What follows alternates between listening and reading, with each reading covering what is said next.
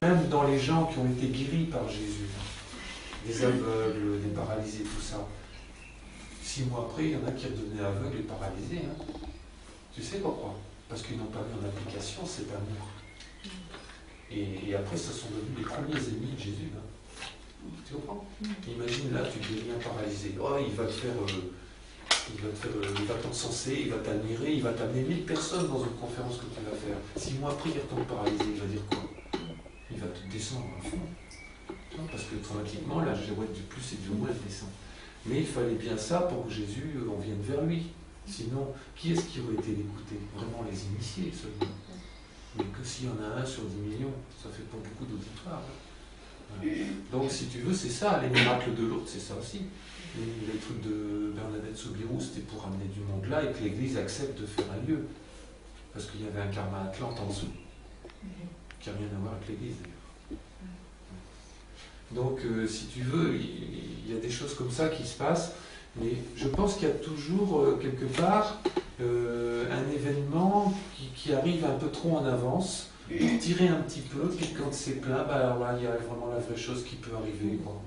Ça fait partie du plan divin, en fait. Exactement, exactement. Hein, on peut dire que ce qu'on comprend maintenant, c'est ce que Jésus avait intégré il y a 2000 ans, mais il pouvait à peine en parler. Parce que déjà, ses apôtres, ils avaient bien du mal à le suivre. Ils ne comprenaient rien. Sauf Marie-Madeleine. Sauf Marie-Madeleine, qui était aussi une initiée du même niveau que Jésus. Voilà. Et elle comprenait, elle intégrait tout ce qu'il disait. Voilà. Et il y avait aussi un apôtre qui comprenait bien, c'est Barthélemy. On n'en parle pas dessus. Lui, il comprenait pas mal aussi. Mais tous les autres, ils planaient à 15 000. Hein. Eux, ce qu'ils voulaient, c'est mettre Jésus sur le trône d'Israël, et puis avec l'épée, tuer les Romains. Et ils voulaient le retour du roi David. Et comme il n'a pas accompli ça, c'est pour ça que les Juifs ne l'ont pas accepté. En gros, c'est ça. Ils attendent toujours le roi David. Il y a toujours sa couronne qui est à Jérusalem qui attend. Hein. Ils peuvent toujours attendre. Hein. Ça ne viendra pas de sitôt. Voilà. Bon, est-ce qu'il y a des questions maintenant? Là, je crois que j'ai fait un peu le tour. Oui? Oui, sur les mémoires. Oui. Donc il existe des mémoires karmiques. Si elles sont toutes karmiques quelque part. Mais moi, je fais une différence entre karma et mémoire. Vas-y, finis ta question. Est-ce qu'il existe des mémoires familiales, héritage parents, grands-parents? Toujours. Et des mémoires, des mémoires de nation, de patrie. C'est tout. C'est fractal, comme les poupées russes. Je vais dire pourquoi. Parce que si une âme a décidé dans cette vie-ci, par exemple, de transmuter, elle dit « Oh là là, j'ai beaucoup de mémoire de violence en moi. Hein » Je reprends cet exemple-là. Elle sait très bien que quand elle va s'incarner, elle va tomber dans une amnésie. Comment elle va faire pour se souvenir qu'elle a ça à transmuter? Et en plus, il faut que ces mémoires-là, en grande quantité, il faut qu'elles aient le bon tuyau génétique pour pouvoir s'exprimer dans son aura. Parce que imaginez que, je ne sais pas moi, une âme qui a beaucoup de violence s'incarne dans un couple où ils n'en ont pas. Ils n'ont plus ces mémoires-là, c'est un couple paisible qui vit là-bas à Tahiti, je ne sais pas où. Ils n'ont jamais pratiqué vraiment beaucoup de violence.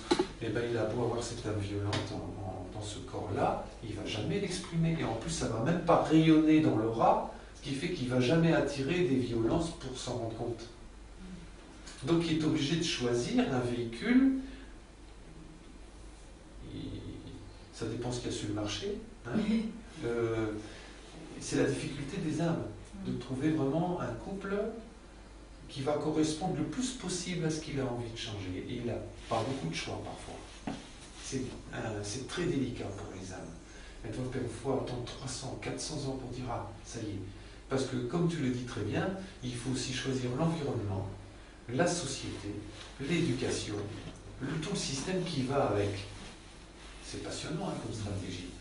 Bien sûr, les âmes peuvent évoluer, elles s'en foutent, elles veulent s'incarner dans des Rothschild, des gens qui se la coulent douce et tout. Ou simplement dans des peuples où le climat est bon, il fait chaud, on va à la chasse, on mange un singe ou un serpent, je ne sais pas. Mais ça on a vécu ça. Quand on était des âmes plus jeunes, on a vécu ça. Parce que pour eux, l'apprentissage de l'incarnation, c'est d'abord ça. C'est d'abord la famille, la tribu, apprendre à se nourrir tout seul, apprendre à chasser, apprendre à construire une maison. Donc former le corps physique avec des mémoires pour que l'âme sache se débrouiller dans une incarnation de densité inférieure. Mais à partir du moment où on est sorti de ça, c'est vraiment la purification et la transmutation des mémoires qui doit forcément se faire à travers un véhicule physique, puisque ces mémoires ont été engrammées par un véhicule physique. Donc, autrement dit, si on a planté des orties dans une autre vie, on va choisir d'aller les cueillir à main nue, et en short, et à pieds nus, pourquoi pas. Voilà. Donc, ce qui se passe, c'est que par exemple, cette âme qui a de la violence, elle va devoir choisir un homme et une femme où il y aura une assez quantité de violence dans leur mémoire pour que quand le bébé va naître, il a ça dans la génétique cellulaire. À part que les mémoires, elles ne vont pas s'exprimer tout de suite. Il faudra le temps que... Vous savez, au 7e jour, il y a la première puberté, là où les glandes surrénales se mettent en route. Et c'est pour ça que les Juifs faisaient la circoncision ce jour-là. Ensuite, il y a la deuxième puberté, où le corps astral se met en évolution avec la glande thyroïde, ce qui fait que l'enfant apprend à parler une langue sans aller à l'école, grâce à la glande thyroïde. Puis après, vers 10-11 ans, c'est la glande hypophyse, c'est là qu'il commence à devenir intellectuel, puis après, il y a reste sexuel et tout le reste. Eh bien, comme le petit bébé, il ne peut pas sortir ses mémoires, même s'il a des mémoires horribles, on va le trouver mignon et innocent. Je suis sûr que l'être le plus abominable au monde, quand il était bébé, tout le monde aurait craqué devant lui. Pourquoi? Parce qu'on ne les sent pas, ces mémoires. Parce qu'elles ne sont pas encore exprimées. Voilà. C'est pour ça que Jésus aussi, en disant « revenez comme des petits enfants », il ne voulait pas dire « revenez désémerveillés, infantiles et tout », non. Nettoyez jusqu'au moment où ces mémoires ne seront plus là, donc elles ne sortiront plus. Et vous serez dans le moment présent, dans la spontanéité, la mouvance du temps vertical, et non plus du passé et de l'avenir, mais plutôt du devenir. Là, il n'y a plus de réussite ni d'échec, puisqu'on est tout le temps dans le devenir. Donc on n'a plus de course à faire, on n'a plus de stress, on n'a plus rien, tout est juste. C'est ce petit qui va grandir. Il va commencer dans son aura, après, même déjà très jeune, parfois à 12 ans, 13 ans, 14 ans, à sortir cette violence. Puis il va commencer à... Soit il a choisi d'exprimer la violence et il va taper ceux qui l'ont refoulé. Donc tout est juste, ça se fait comme une réaction chimique. Soit il a choisi de ne pas l'exprimer, il va être refoulé et il va tirer ceux qui vont lui taper dessus. Mais dans les deux cas, il va évoluer. Ici, en l'exprimant dans le chemin de gauche, et en le recevant dans le chemin de droite. Autrement dit, là il va être dans le bien et là il va être dans le mal. Mais il va quand même évoluer. Il va quand même grandir. S'il bouge, parce que s'il reste là-dedans coincé, il n'évolue pas.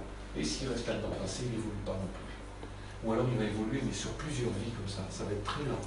Très très lent. Donc, en répondant à ta question là-bas, puisque moi je ne connais pas ton prénom, oui, Fabienne, c'est ça. Il est certain que quand les gens font des techniques de génétique familiale, constellation familiale, tout ça, ils retrouvent en fait ça. Qu'on retrouve aussi chez le grand-père, qu'on retrouve chez l'arrière-grand-père, arrière-grand-mère et tout ça. Et d'ailleurs, c'est pour ça que dans l'Exode ou dans le livre des Nombres, la Genèse, je ne sais plus, il est dit que quelqu'un qui commet un péché, bon, le péché à l'époque, ils étaient encore tellement dans le bien et dans le mal, ça se répercute jusqu'à 4 générations après. Tu vois? Parce qu'il y a toujours un petit reste. Donc si tu veux, l'âme, elle va bien choisir sa génétique. Mais il n'y a pas que... Il y a aussi les factions qui veulent choisir une génétique pour dominer et ceux qui veulent une génétique pour évoluer, pour grandir. Le diable, en fait, c'est ceux qui choisissent ça pour dominer une planète. Ou plusieurs planètes. C'est ce qu'on appelle le diable. C'est ça le diable. C'est rien d'autre. En gros. Donc tout se rejoint, et bien entendu, si cette personne a forcément aussi beaucoup d'intolérance et de rigidité politiques ou religieuse, elle va forcément aussi choisir un couple qui vit dans un pays où il y a ça. Voilà. Et si un jour ce pays, les gens évoluent, ils grandissent, à force de subir des souffrances, et bien le gouvernement, il saute. C'est ce qui s'est passé en Albanie. Les gens ont évolué, ils ont souffert pendant pas mal de temps avec le maoïsme qu'il y avait là. Puis à un moment donné, comme nous on avance, on change les égrégores, ils évoluent un petit peu, le gouvernement il saute, le régime change. C'est comme ça qu'on change les gens, les gouvernements. Tu vois, c'est plus par une action extérieure, comme ça s'est fait jusque maintenant, et c'était très bien qu'elle se fasse, c'était magnifique. Mais maintenant, c'est autre chose. Quand tu vas dans une autre conscience, tu sais très bien que quand tu te transformes, toi, tu transformes aussi ton entourage, bien sûr. Heureusement qu'on n'en a pas la preuve, et heureusement qu'on ne le voit pas, parce qu'on deviendrait hyper vaniteux. Donc il ne vaut mieux pas qu'on sache ce qui se passe. Mais il est certain que même déjà, dans une maison comme ici, où Teresa fait quand même pas mal de séances, elle peut être sûre que ça joue au moins sur 500 à 1 km à la ronde déjà, rien que par le rayonnement. Après, les gens qui ont reçu déjà, comme toi, en séance, tout ça, ça se répercute comme des boules de billard par les champs morphogénétiques sur les autres personnes qui ont les mêmes mémoires que toi, en premier ceux de ta famille, et après ceux de ton bureau, ou tes voisins, ou même des gens qui sont à 500 bornes d'ici et qui ont des connaissances d'âme avec toi d'autres vies, et qu'il y a une connexion, des liens vibratoires qui se font, et ça se répercute à ce niveau-là. Mais ça, on ne peut pas le savoir, on ne peut pas le vérifier, et pourquoi pas, et tant mieux, hein, parce qu'on n'a pas de temps à perdre avec toutes ces preuves. D'ailleurs, on n'a rien besoin de prouver, parce que quand on veut prouver quelque chose, on veut convaincre. Ça veut dire qu'il y a encore le mot vaincre, il y a encore le mot bataille. Et puis si on veut vaincre les autres pour montrer qu'on a raison, c'est encore qu'on est dans le tort et dans le raison, c'est-à-dire dans le bien et dans le mal. Voilà. Moi qui vous en parle, je n'ai pas encore bien intégré tout ça jusqu'au bout des orteils. C'est tout un chemin, c'est tout quelque chose. Ce qu'on s'aperçoit dans la PNT, c'est que maintenant, ça fait 1 an et demi que ça existe. Hein, ça existe depuis le 9 novembre 2004. On s'aperçoit que toutes les 7 séances, on refait les mêmes mémoires, mais dans une couche plus profonde. Admettons, par exemple, si on a, là, admettons, à donner beaucoup de mémoire, je ne sais pas moi, de domination de l'homme sur la femme. Hein. Voilà, ok. Qu'on a très fort, donc j'aurai très fort ça en moi. Et peut-être que je l'ai, hein, méfiez-vous, mesdames. Bon, eh bien, les 7 premières séances, il y a une couche qui va partir. Ça correspond peut-être à ce que j'ai manifesté dans la domination de l'homme sur la femme pendant quelques vies, les vies les plus récentes.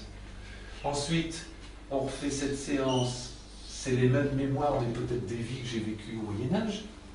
Et puis après, à la 14e, 15e, on refait la même chose sur des vies que j'ai peut-être vécues à l'époque du Christ. Et puis à la 21e, je refais le tour avec des vies que j'ai vécues en Égypte. Et puis après, on va là pour celles que j'ai vécues dans plusieurs systèmes en Atlantide. Et puis après, on les mûrit. Et quand on arrive là, c'est peut-être pas la 100e, parce que là, on n'aura pas le temps. Hein. Ça ressemble à un saut, on dirait un saut. Un saut, mais dans le sens, je plonge. Oui, absolument. Je plonge dans l'infiniment lointain. Dans l'infiniment intérieur. Lointain. Dans le cosmos intérieur. Tu vois ? Quand on arrive là, on arrive au noyau central que les initiés appellent le gardien du seuil. Ah oui. Le gardien du seuil, c'est le noyau dur qu'il y a dans notre âme. C'est ce qu'on a, c'est le premier comportement qu'on a eu en complicité avec les opposants à l'évolution. Autrement dit avec l'ombre, si on veut. Mais là aussi, je n'aime pas trop parler d'ombre et de lumière, bien que c'est mon langage. C'est ce langage qu'on utilise. Parce que la plupart du temps, on veut aller dans la lumière parce qu'on a tellement d'ombre en nous. C'est encore une dualité. Et je pense que la réunion de l'ombre et la lumière à travers un cristal génétique et un cristal de l'âme parfait, attention, là je suis un peu utopique, hein, ça donne l'arc-en-ciel. C'est pour ça que le signe du Christ, c'est l'arc-en-ciel. C'est ni ombre ni lumière. C'est une projection de toute une palette de couleurs. Enfin, bon, là-dessus, il y a plein de choses à dire aussi, mais c'est pas le sujet ce soir. Quand on arrive là, eh ben, on rencontre le personnage qu'on a été quand on faisait, quand on jouait au Pacha avec une force de l'ombre et tout ça. C'est pour ça qu'on s'est retrouvé sur cette planète ici, qui est une planète de purge, où on purge depuis 400-500 000 ans tout ce qu'on a vécu en étant collaborateur des conquistadors de planètes.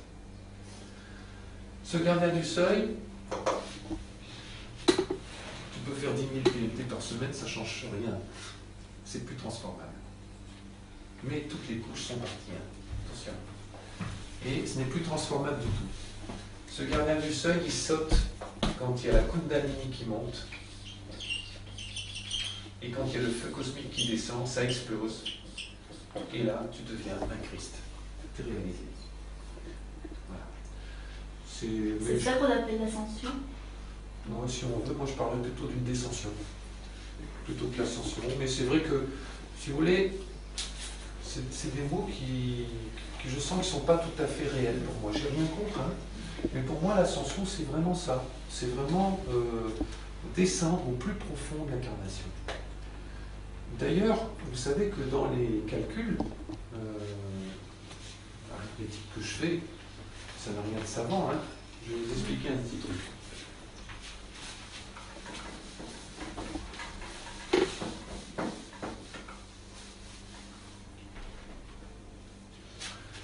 Vous savez que le signe de la Terre, c'est le cube.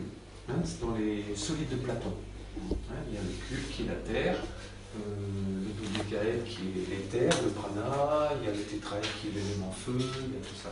L'isocaèdre qui est l'élément eau. Dans la Terre, dans le cube, pardon, il y a 6 faces et un volume non manifesté. Donc ça fait 7. Autrement dit, le 7e n'est pas visible. C'est le volume créé par les 6 faces. Si vous faites 1 divisé par 7, 2 divisé par 7, 3, 4, 5 et 6. Donc le cube, c'est la Terre telle qu'on est maintenant, dans la 3e dimension.